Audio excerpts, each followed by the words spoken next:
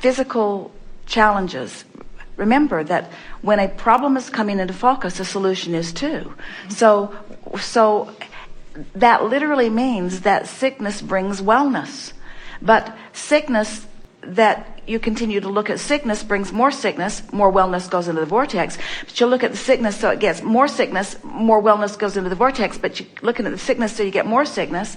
So we haven't said this with this clarity before, but you've set it up for the perfect way of explaining it, that a lot of people are saying, they often don't mean it really fully, that they're not sorry that such and such happened because of the good that came from it. And we just want to emphatically say that good always comes from it, but the question isn't whether good comes from it. The question is, how quickly am I going to start tuning myself to the frequency of the good that came out of it, instead of staying focused on more of the current reality.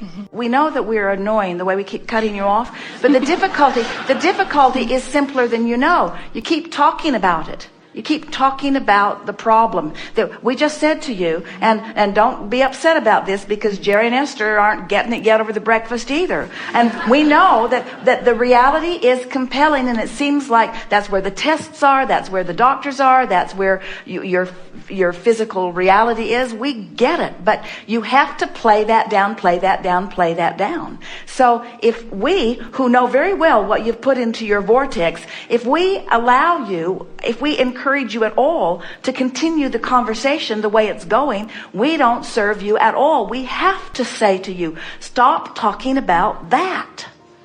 Stop talking about that and talk about this. You see. Now's a good time to start. It's not as interesting yet, and you're not as practiced, and there's a lot more details and a lot more trauma around all of that. But really, well, every subject is two subjects. So it's a matter of gradually, through practicing the end of it that feels better. And do you believe us at all? Do you believe that when you're experiencing sickness, that you're asking for wellness and that the wellness is queued up? Yes. So what's hard to talk about that? In other words, we don't get why it's hard. When you could as easily talk about wellness as sickness, why not talk about wellness? You did a little bit. You said, I can accept that some good has come out of it, but do you really believe it? Do you really do you believe it? Do you believe here's a good way of putting it.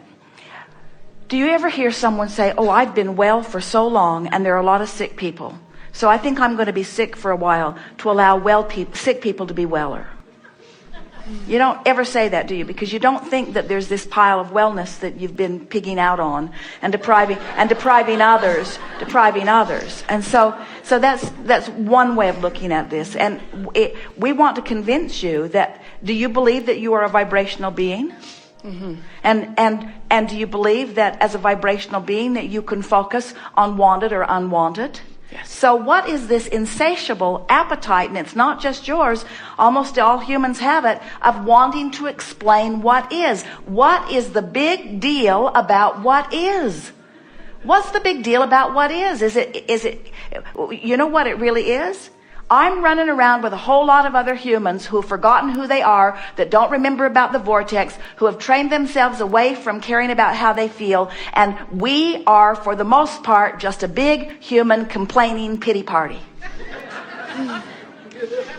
Those are the books that sell. You want to get a best-selling book, then dig yourself into a really deep hole and then crawl out, and they'll clap when you crawl out.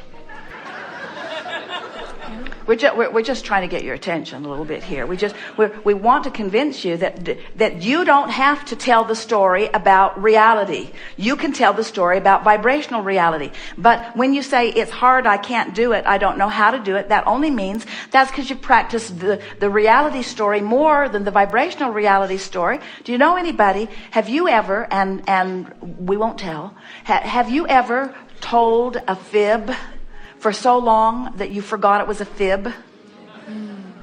Do you know people who lie really easily? That's what we want from you. We want you to take a departure from reality and train yourself into the improved reality, into the wanted reality. We want you to train yourself. But so many of you have believed that you've got to tell it like it is. And so someone says, how are you? And you don't feel that good. And you feel like you should tell them, well, I really don't feel that good. And they didn't really care. They didn't really mean, how are you? They meant, hi.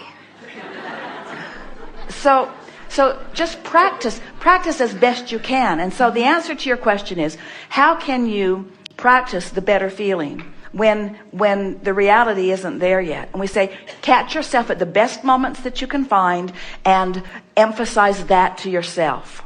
And do it over and over again. Just find the best feeling moment that you can find and practice it from then. And it is our promise to you. It will get better and better and better and better and better. Well, it isn't a matter of something outside of you assigning what you're supposed to be doing. When you find yourself in a sort of trend where you're really feeling blissful, what that means every single time is that all this stuff that you've been throwing into your vortex, you're in the vortex or on the verge of it, and so you're feeling the inspiration. But the vortex keeps expanding and evolving too, so you have to keep it current. That's why we want you to make it this emotional quest rather than a manifestational quest, because if you make it an emotional quest, if you care about how you feel, then you just keep feeling good as new ideas keep coming. But we will say this, you bring up a really good point, and you're really going to like this. This is an important piece to all of this, and we think it's the piece that you're looking for here. So this vortex, are you believing it? This vibrational reality. So if you are in despair or focused upon pain or sickness, you're far from the vortex, and inspiration is not something that's coming to you. The best you can do is motivate yourself by making yourself do stuff, but you're not being swept into the vortex, not regularly. If you're hanging around in an attitude of hopefulness, then you're on the brink of the vortex enough that it's taking you in and making a believer out of you. If you can hang around in hope, the vortex will take you in often enough that you will become a believer. And before you know it, you will just know. There will be no vibrational difference in what you want and what you expect. Expect is a really important word. So if you're hanging around in hopefulness, and the vortex takes you in, you're going to have an impulse. That's that feeling of inspiration. You know how when you'll think, oh, I want to call so-and-so. That's inspiration.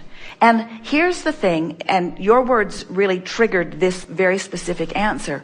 When you feel that, that's the time to make the call. When you have that feeling, act on it in that moment. If you act on your inspiration, when it comes, what'll happen is, that's how you become a believer, because if you get that feeling of that impulse to do it and you follow through on it and it pays off for you, before you know it, you start to understand the power of your inspiration.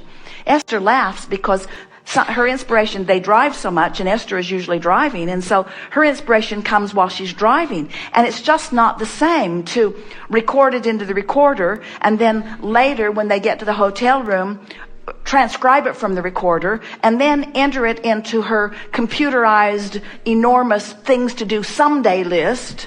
In other words, that's not the way to respond to inspiration, because the window opens and closes and opens and closes and opens and closes, and when you respond in the moment of the impulse, you're going to get big results. If you can keep yourself loose enough. And so the way we would play that is we would take advantage of the moments that we have in terms of action. We would say to ourselves, I'm going to stay on top of my need to do's. I'm going to stay so on top of my need to do's. I need to go to work. I need to feed my kids. I need to whatever. I'm going to stay on top of my needs to do, and I'll just use my willpower for that for a while. It's been working out pretty good anyway. I've been using my willpower for that. I'll motivate myself on my need to do's so that I have some open space for my inspired to do's. And what happens is that the more organized you are on your need to do's, then the more hopeful you'll be and be on the brink where you'll be inspired. And then when you follow through with those inspirations, before long, it will shift. The fulcrum will tip for you, because you'll begin to feel the enormous, we cannot even find a word big enough or emphatic enough. You will find the enormous power of the leverage of the vortex. He teased Esther a few years ago. She was making airplane reservations, and she kept saying, I know, it's on my list, I'll get to it. And he kept saying, did you make the reservations? She would make several at a time. No, I'll do it. Did you make the reservations? No. Then he tried to motivate her. You know, the longer you wait, the fewer seats there are. The longer you wait, the more we pay for the tickets. I know, I'll do it. But she just could not make herself do it. She just couldn't make herself do it. Then forgot about it. Jerry quit harping about it for a minute, and Esther found herself in the vortex relative to some other thing and felt the impulse, the inspiration to make the airline reservations. She went to the telephone, got the one-pass line, a very helpful person, and the person said to her over and over and over again, they were using miles to upgrade to first class and miles to upgrade to first class. The woman would say, I swear, 2 minutes ago, these seats weren't here. I swear, 2 minutes ago, these seats were not there. I swear, 2 minutes ago, these seats were not there. Esther booked 10 flights and got upgraded to first. And when they flew those flights, every flight flew. There were no delays. There was no lost luggage. There were no canceled flights. There was no extra waiting at the connection. In other words, they were inspired flights. So when you get that feeling, act on it. And until you get that feeling, just do what you have to do. So we're making a case, aren't we, for understanding the vortex and what would you say our message is to you today? It's simple. Get in the vortex somehow, some way. Now, what are we saying even more emphatically? You're in the vortex every single day, no exceptions. You're in there. You're in there. You might not be aware that you're in there, but we want you to start paying attention. We want you to notice that extra lift that you feel. We want you to notice that good feeling that you have. We want you to be aware that you're in the vortex, and then we want you to milk it with everything you've got, to practice the feeling, to practice the vibration, to make it a chronic patterned vibration within you, so that you're hanging around on the verge of or in the vortex so much more of the time. And as you begin to do that, you're going to discover what the true real-time life is, because the universe is now queuing you up with others who are in the vortex. So you're meeting up with those who are ready for you. They're on your wavelength. They are already, law of attraction has sorted them out as a vibrational match to who you are and what you want. Life doesn't just become easier, it becomes blissful, because you feel the power of who you are. And you know, that's what bothers you more than all other things put together about things not turning out right. You know you are a powerful creator, and when you are not exercising your power, something is really, really, really, really off, you see. And then that's what really makes you mad. That's what most of your negative emotion is about. It's that you're not keeping up with who you are. That's the only thing that negative emotion is. Negative emotion is one thing and one thing only. It's your indicator that you're not, in the moment of the negative emotion, keeping up with who you are. And the larger part of you is calling you, making it easy. Now what? We have enjoyed this interaction more than words can convey.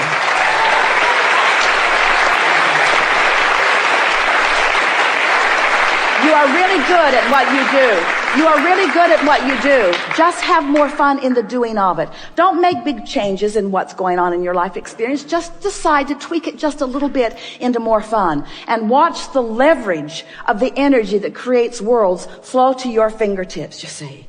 It's really your time, friends. You know what to do, so be playful in doing it. There is great love here for you. And as always, we remain in the vortex.